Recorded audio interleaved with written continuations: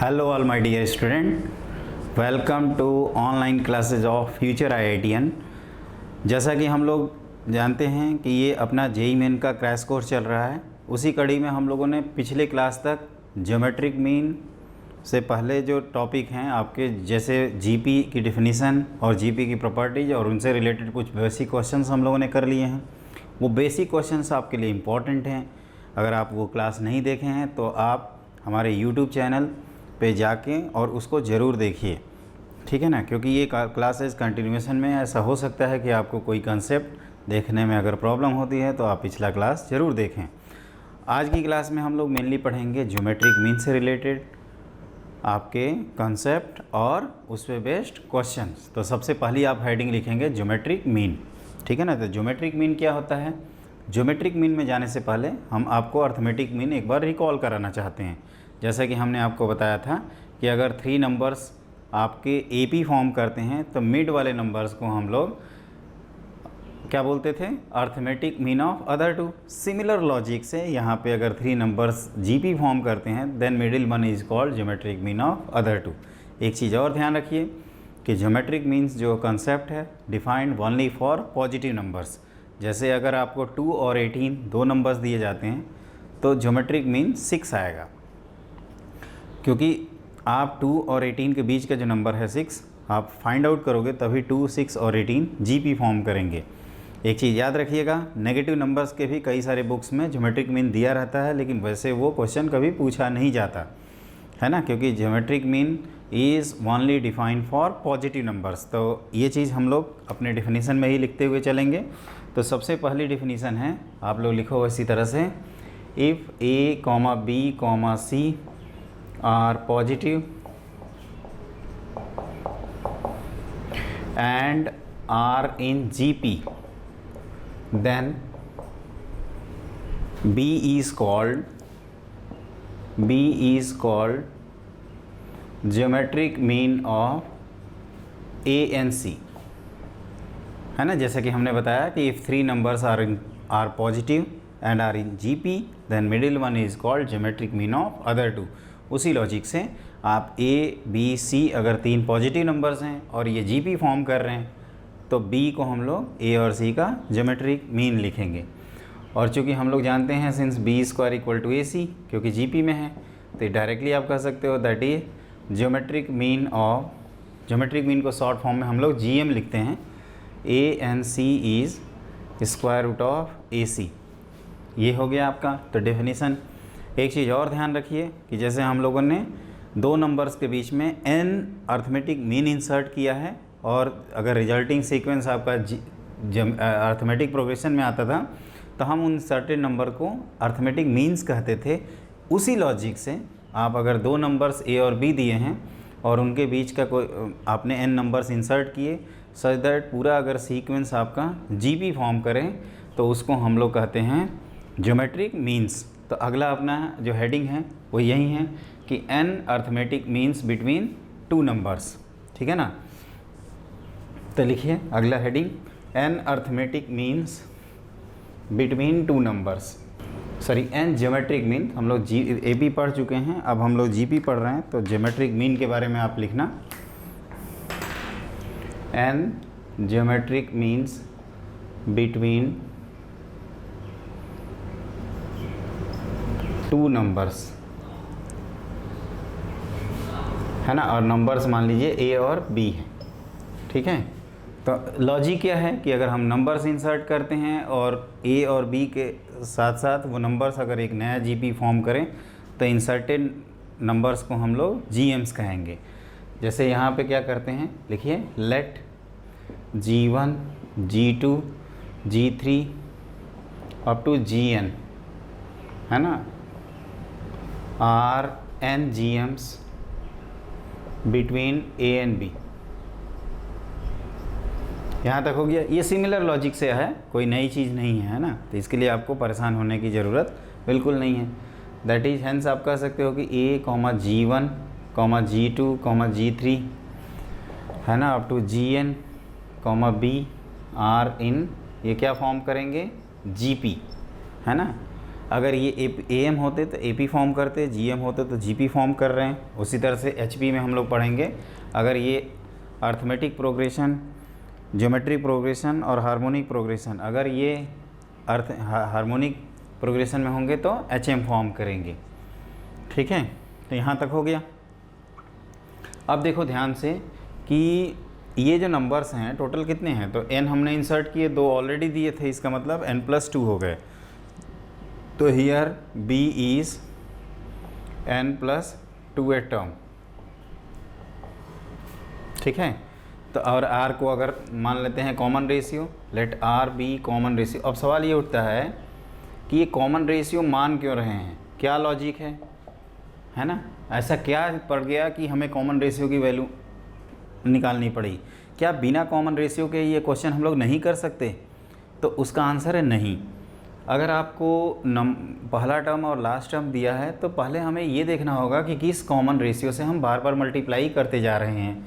अगर एक बार वो आपसे मल्टीप्लाई हो गया ना, क्या मैंने बोला, एक बार आपने मल्टीप्लाई अगर कर दिया तो R से, तो A से आपको मिल जाएगा G1, G1 मल्टीप्लाई करोगे R तो उससे मिल जाएगा G2, इस तरह से आपके सारे नंबर्स मिल जाएंगे। तो हम लोग क्या करेंगे यहाँ पे, that is B is n+2 a term, तो AR to the power n+2 - 1। तो यहाँ से आपको मिल जाएगा R की वैल्यू क्या मिलती है, B/A to the power 1/n+1। एक चीज़ ध्यान रखना, अगर A और B पॉजिटिव नंबर होंगे तो रेशियो ये पॉजिटिव आएगा, और R की कोई भी वैल्यू n की हम लिखें ये हमेशा डिफाइन मिलेगा। लेकिन अगर A और B अपोजिट साइन के हो जाते, जैसा कि मैं आपको शुरू में बता रहा था कि ज्योमेट्रिक मीन निकालने के लिए नंबर्स का पॉजिटिव होना बहुत ज़रूरी है, क्योंकि बिना उसके हम लोग निकाल नहीं पाएंगे। वैसे कई सारी बुक्स में -2 और -18 का ज्योमेट्रिक मीन -6 दिया रहता है ना। कहता है वो कि लॉजिक से आप क्या करिए, GP वाले लॉजिक से आप B की वैल्यू निकाल लीजिए, और दो जो वैल्यूज आ रही हैं उसको ये देख लीजिए कि कौन सी वैल्यू उन दोनों के बीच में है, और उनको आप ज्योमेट्रिक मीन बता दीजिए। ठीक है ना। लेकिन आप ध्यान रखना, वैसा कंसेप्ट कभी एग्जाम में आता नहीं है। आपके एग्ज़ाम में आएगा 2 और 18 का ज्योमेट्रिक मीन, तो आप लिख के आओगे 6, न कि -6। ठीक है, तो R की value B/A to the power 1/n+1, इससे R मिल गया। R से हम G1 निकाल लेंगे, G2 निकाल लेंगे, G3 निकाल लेंगे, सबको निकाल लेंगे, है ना। तो ये आप कह सकते हो कि जो G1 है this is 8A times R, तो ये A B/A to the power 1/n+1। इस तरह से G2 AR², G3 ये AR की पावर 2, फिर G3 AR की पावर 3, और सिमिलर लॉजिक से हम लोग Gn निकाल सकते हैं AR की पावर n। अब देखिए, अगर हमें, जैसे हम लोगों ने AP में क्या किया था, अर्थमेटिक मीन निकाल के उनका सम किया था, उसी तरह से यहाँ ज्योमेट्रिक मीन में अगर इन नंबर्स का हम लोग प्रोडक्ट करें G1 G2 G3 up to Gn, तो देखते हैं क्या आता है। तो इसमें आएगा आपका, बच्चों ध्यान से देखो, ध्यान से देखिए इसमें क्या आएगा। अब देखिए, जैसे ये G1 G2 G3 up to Gn, तो ये आएगा A times R, A times R square, A times R cube, इन सब का प्रोडक्ट कर दीजिए। तो AR स्क्वायर इस तरह से लेके AR to the power n, तो ये हो गया AR to the power A to the power n और n+1/2, है ना। ये R की पावर देखोगे तो 1 से लेकर n तक का सम आएगा, जो कि हम लोग ऑलरेडी जानते हैं। फिर क्या होगा, ये A to the power n और ये B/A to the power 1/n+1 whole to the power n into n+1/2। तो इसको आप सिंप्लीफाई करोगे तो n+1 कैंसिल आउट हो जाएगा, और यहाँ से हम लोगों को एक रिजल्ट मिलता है ना। जैसे हम लोगों ने AP में लिखा था रिजल्ट ना, एग्जैक्टली उसी तरह का रिजल्ट आपको यहाँ भी मिलेगा। और वो रिजल्ट क्या है, वो चीज़ अगर ध्यान दें तो आप ये देखोगे कि G1 G2 G3 का जो प्रोडक्ट है, इनफैक्ट अप टू Gn तक का, ये हो जाएगा आपका A टू दी पावर, आप ध्यान से देखो, A to the power n और B/A to the power n/2। तो आप इसको देखेंगे तो ये आ जाएगा √AB to the power n। और याद करिए A और C का हमने ज्योमेट्रिक मीन क्या बताया था, A और C का √AC, तो √AB is GM of A and B, है ना, whole to the power n। तो क्या हम लोग पाए, जैसे अर्थमेटिक मीन में A1 से लेकर AN तक का सम था n/2 times n/2 times a plus B, या n times a plus b/2, या n times arithmetic mean of other two. उसी तरह से जो ज्योमेट्रिक मीन है उन सभी का प्रोडक्ट, जो आपके नंबर्स हैं ए बी, उसका आप क्या करिए, ज्योमेट्रिक मीन निकाल लीजिए। Square root of A B वाले कंसेप्ट है to the power number of terms which are inserted between two numbers that the resulting sequence form a G P, है ना। अगर हमने 10 नंबर इंसर्ट किए हैं और वो 10 नंबर्स अगर जी एम है तो उन सब का प्रोडक्ट हो जाएगा पहला टर्म और लास्ट टर्म का आपको प्रोडक्ट करिए, उनका रूट लीजिए और टू दी पावर 10। ठीक है, तो ये आपका कंसेप्ट रहा ज्योमेट्रिक मीन से रिलेटेड। तो ज्योमेट्रिक मीन में हम लोगों ने क्या क्या सीखा। पहला चीज़ ये सीखा कि geometric mean is defined only for positive numbers. आप चाहें तो हेडिंग के ऊपर ही लिख लीजिए, geometric means are defined only for positive numbers, पहला पॉइंट। दूसरा पॉइंट ये सीख रहे हैं कि if 3 numbers are in positive are in GP then middle one is called geometric mean of other two, ये भी बता दिया आपको।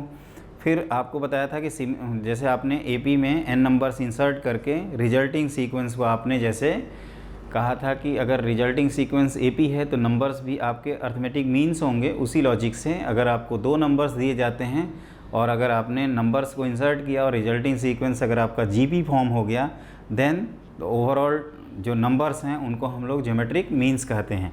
फिर क्या हम लोग देखें कि n नंबर्स को निकालने का क्या तरीका है, तो हमने कहा यहाँ टोटल नंबर ऑफ़ टर्म्स आपके n+2 हैं, है ना, n+2। और n+2 किया तो ये जो लास्ट टर्म है b, ये n+2 टर्म हुआ, वो कैसे, n ऑलरेडी इंसर्टेड हैं, 2 प्रेजेंट हैं, तो टोटल हो जाएंगे n+2। तो यहाँ पे हमने वो फार्मूला लगाया जीपी के n टर्म का फार्मूला, उससे हमें कॉमन रेशियो की वैल्यू मिल गई जिसकी हमें तलाश थी। और जैसे वैल्यू आपको मिली आपने G1, G2, G3, G4 up to Gn निकाला, और जैसे G1 से लेकर Gn तक के नंबर्स मिले आपने क्या कर डाला, प्रोडक्ट कर डाला। ठीक है, तो इस तरह से G1 से लेकर Gn तक का आपने प्रोडक्ट किया, तो ये आ गया geometric mean to the power, geometric mean of A B to the power n, है ना। तो ये आप ध्यान रखना कि एपी में हमने क्या रिजल्ट याद किया, जीपी में क्या रिजल्ट याद किया, और जीपी में बस इतना ही होता है। अब आपको करना है सिर्फ और सिर्फ क्वेश्चन, ठीक है ना, क्योंकि हमने बेसिक सारे कंसेप्ट बता दिए जीपी में जितने आते हैं। अब हम क्वेश्चंस कैसे करते हैं वो डिपेंड करता है। देखिए, अगर आपने प्रॉब्लम कंसेप्ट अच्छे से सीख लिया है तो आपको क्वेश्चंस करने में कोई प्रॉब्लम नहीं होगी। तो हम 1 बाय 1 आपको कुछ क्वेश्चंस कराते हैं जिसका कंसेप्ट, जिससे आपका जो कंसेप्ट है, जो आपकी इम्प्रूवमेंट है वो और अच्छे से हो जाए और आप जेईई मेन में ज़्यादा से ज़्यादा स्कोर करें, है ना। तो देखिए, अब क्वेश्चन स्टार्ट किया जाए।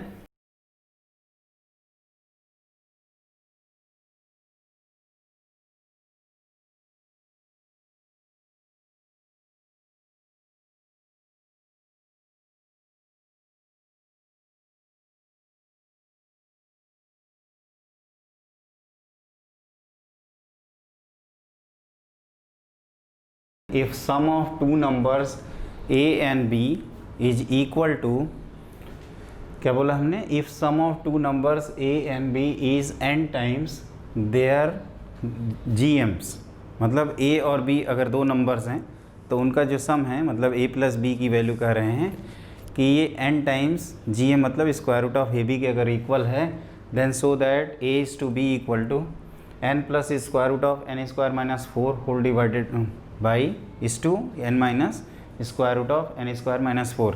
तो देखो, ऐसे क्वेश्चन जो करने का जो तरीका है वो क्या है, अगर उसको हम लोग देखें तो यहाँ पे हम लोगों को क्या गिवन है, तो उसको देखिए, तो a plus B equal to n times क्या है, square root of A B, है ना, ये इक्वेशन 1 है। अब आप क्या करिए कि इसको लिख दीजिए a plus B upon 2 times square root of A B equal to क्या हो जाएगा, ये n/2, है ना। इसको मान लीजिए फर्स्ट इक्वेशन मानते हैं। अब आप क्या करो, इसको स्क्वायर कर दो, तो a plus B whole square whole divided by 4ab equal to n square by 4। अब हम क्या करेंगे, 1 सब्ट्रैक्ट करेंगे। ऐसा क्यों कर रहे हैं वो आपको पता चल जाएगा। तो a प्लस, अगले स्टेप में, तो a plus B whole square upon 4ab minus 1 equal to n square by 4 minus 1, ठीक है। तो फिर आगे क्या होगा, इसके अगला हम लोग टर्म लिखेंगे, एलसीएम लेंगे, तो ये हो जाएगा आपका a प्लस बी का whole square minus 4ab whole divided by 4ab है ना, equal to n square minus 1 n minus n square minus 4/4। तो देखो हम पहले से ही मान के चल रहे हैं कि अपना जो a है वो ग्रेटर देन b दिया हुआ है, ठीक है ना, कोई भी नंबर ग्रेटर लेसर मान सकते हैं। तो आप ध्यान से देखो तो ये a plus B whole square minus 4ab की value a minus B whole square होगी, whole divided by 4ab। This is equal to square root of n square minus 4/2, या अभी पहले इसको ऐसे ही लिखा जाए n square minus 4 divided by 4। तो अब आप क्या करिए, रूट ले लीजिए, तो a minus B upon 2 times square root of A B equal to square root of n square minus 4 whole divided by 2। अब आप ध्यान से देखो तो जो फर्स्ट और सेकंड इक्वेशन है, हमने क्या कहा कि a प्लस बी की value n times square root of A B दिया है, तो a प्लस बी बाई 2 निकाला, फिर स्क्वायर कर दिया, फिर दोनों तरफ 1 सब्ट्रैक्ट किया, तो ये a plus B whole square minus 4ab बन गया a माइनस बी का होल स्क्वायर, और फिर आपने डिवाइड किया तो a प्लस बी अपॉन, जैसे आपका ये क्या बन गया, a minus B whole square upon 4ab equal to n square minus 4/4। Root ले लो, और ये जूम कर रहे हैं कि a is greater than b, ठीक है, तो आपका ये पॉजिटिव रूट आएगा a minus B upon 2 times root ab, ये हो जाएगा square root of n square minus 4 whole divided by 2। अब हम लोग क्या करेंगे, इक्वेशन फर्स्ट बाई सेकंड करेंगे। आई होप क्वेश्चन सब लोग नोट कर लिए होंगे, ठीक है। तो आप क्या करिए, इन दोनों इक्वेशन को डिवाइड कर दीजिए, क्लियर। तो आपको मिल जाएगा फ्रॉम 1/2, है ना, फ्रॉम 1/2 आपको क्या मिलेगा, तो आपको मिलेगा a plus B upon a minus B. देखो 2 टाइम्स रूट ए बी यहाँ पे भी है और यहाँ पे भी है, तो वो कैंसिल आउट हो जाएगा डिवीजन करते समय, तो ये हो जाएगा आपका n upon square root of n square minus 4। अब आप कंपोनेंटो डिविडेंडो अप्लाई कर दीजिए, जैसा कि आप सब लोग जानते हो लॉ ऑफ रेशियो। तो a बाई बी की वैल्यू आ जाएगी आपकी n plus square root of n square minus 4 whole divided by n minus square root of n square minus 4। एक चीज़ ध्यान रखना, कंपोनेंटो डिविडेंडो क्या होता है, लॉ ऑफ 2 इक्वल रेशियो है, वो अभी हम बता देते हैं अगर आपको नहीं क्लियर है तो, और जिन बच्चों को क्लियर है वो समझ ही रहे होंगे कौन सा स्टेप लिखा गया है।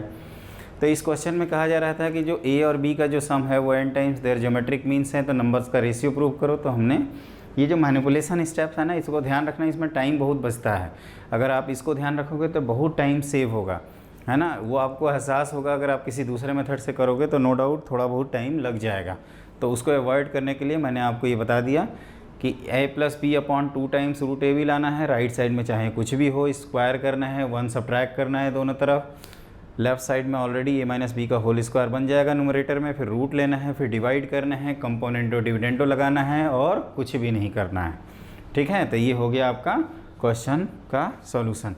अब हम लोग नेक्स्ट क्वेश्चन करते हैं।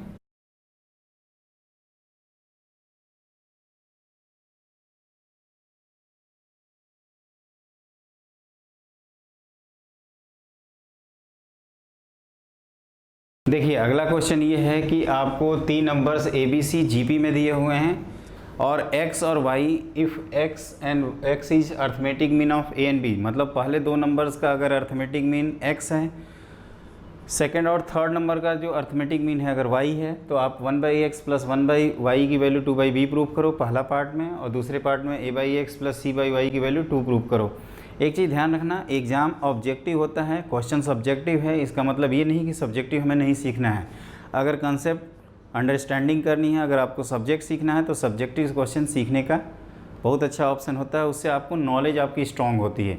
ऑब्जेक्टिव क्वेश्चन में क्या होगा कि आप क्या करेंगे, 2 क्वेश्चन के लिए 2 ट्रिक तो समझ जाएंगे, लेकिन तीसरा क्वेश्चन आप फंस जाएंगे। सब्जेक्टिव अगर आप सीखे हैं तो आपसे सारे क्वेश्चन सॉल्व हो जाएंगे, यकीन मानिए। सब्जेक्टिव अगर आपको आता है तो एक तो आपकी अंडरस्टैंडिंग बेटर होगी, और आपका नॉलेज भी स्ट्रॉन्ग हो जाएगा, और आप ये मालूम हो जाएगा कि कितने मेथड होते हैं, किस तरह से उसको एनालाइज करते हैं, तो टाइम बचता है, ठीक है ना, और ऑब्जेक्टिव क्वेश्चन करने का अप्रोच भी डेवलप होता है।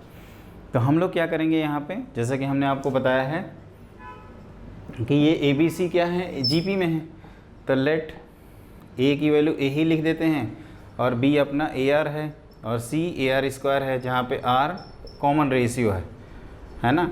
जैसा कि जीपी में कॉमन रेशियो की वैल्यू क्या होती थी, तो वो नंबर जिसमें हम एक पहले नंबर को दूसरे मल्टीप्लाई कर दें उस नंबर से, तो हमें सेकंड नंबर मिल जाए, उसी तरह से थर्ड नंबर मिल जाए, एंड सो ऑन।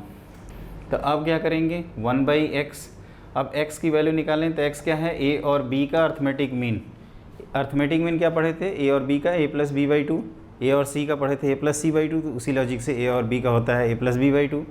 तो यहाँ हो जाएगा a+ar/2 और y ar+ar² क्लियर।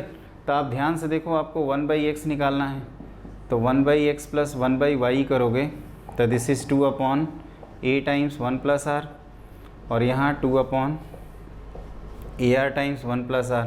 तो जब आप एलसीएम लोगे तो this is 2/ar times 1/1+r common आएगा, और राइट साइड में r+1, तो ये कैंसिल आउट हो जाएगा। 2/ar मतलब 2/b, एक टर्म हो गया। और दूसरा कि अगर a/x + c/y की वैल्यू निकाला जाए, तो a अपना a ही है और x कितना है, a टाइम्स 1+r/2, तो ये 2 न्यूमरेटर में गया। c is ar², this is ar times 1+r/2 clear. तो ये 2 कॉमन, यहाँ से देख ही रहे हैं, a कैंसिल, a कैंसिल, तो ये फाइनली आ जाएगा आपका, है ना, ar²। आप ध्यान से देखो तो ये बन जाएगा, जैसे कि हमने क्या कहा, a/x, तो a/ आपने x कितना है, a टाइम्स 1+r, तो 1+r/2, और ये ध्यान से देखिए, तो इसको आप लिख सकते हैं ar², तो एक r से एक r कैंसिल, तो ये आप पाओगे ये डायरेक्टली 2 आ जाएगा। या अगर आपको और कैलकुलेशन करना है तो दिस इज़ 2/1+r, और एक r तो आपको दिख ही रहा होगा कैंसिल, तो दिस इज़ 2r/1+r, तो ये आपका 2 टाइम्स 1+r/1+r आ रहा है, और 1+r is cancel out which is equal to 2। ठीक है, तो ये इंटीजर टाइप में आपसे क्वेश्चन पूछा जा सकता है। अगर आप कोई दूसरा स्टेप लोगे तो हो सकता है आपको थोड़ा बहुत टाइम लग जाए, या अपने मेथड से भी आप कर सकते हैं। क्वेश्चन में कुछ है नहीं, बस एक बार हम लोग बेसिक अंडरस्टैंडिंग डेवलप कर रहे हैं कि जीपी के टर्म्स मानने हैं, तो ar² माना जाएगा। ज्योमेट्रिक मीन क्या होता है, हार्मोनिक मीन क्या होता है, अभी हार्मोनिक मीन नहीं पढ़े हैं, वो आगे पढ़ लेंगे। और फिर अर्थमेटिक मीन क्या होता है, इसके बारे में हम लोग पढ़ रहे हैं। ठीक है ना, तो यहाँ तक क्लियर हुआ, आगे बढ़ा जाए। अगला क्वेश्चन लिखिए, एक क्वेश्चन जो सबसे ज़्यादा इम्पॉर्टेंट है और जेईई मेन फेवरेट है, तो अच्छे से करना, मेरे ख्याल से ये क्वेश्चन सब लोग कर लेना। ठीक है,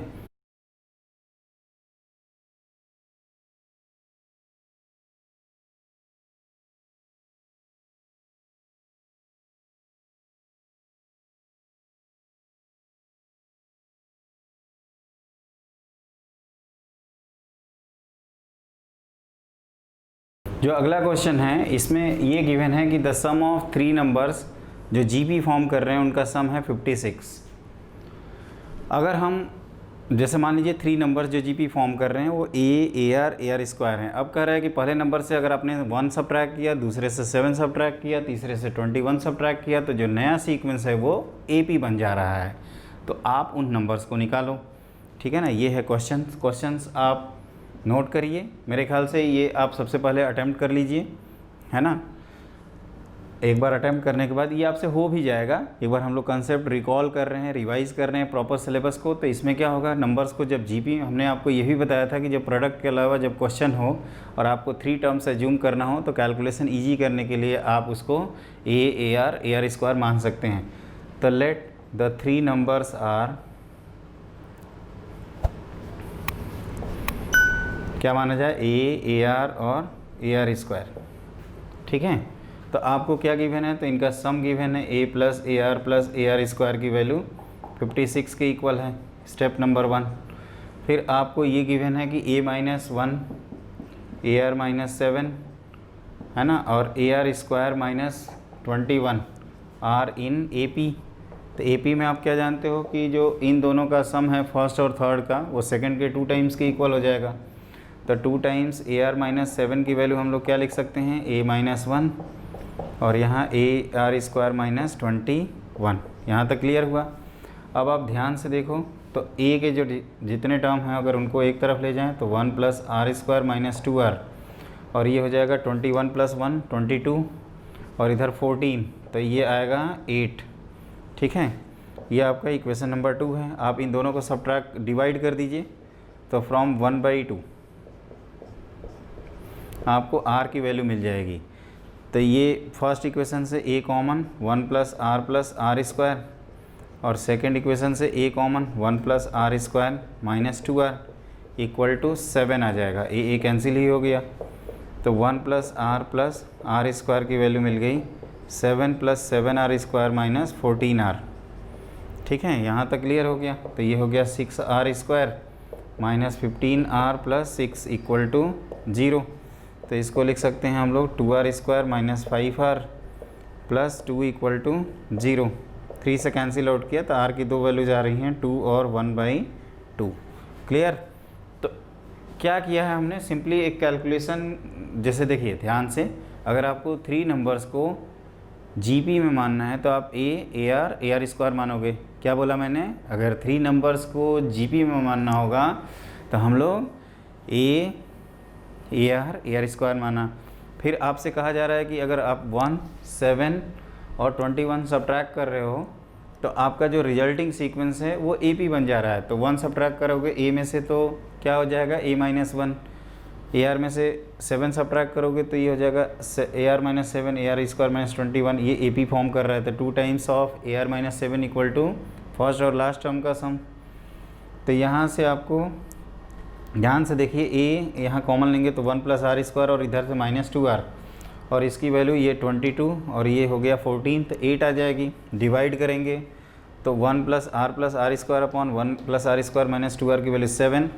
यह आप क्रॉस मल्टीप्लाई कर दीजिए तो ये 7 + 7r² - 14r, तो ये हो गया 6r² - 15r + 6 = 0।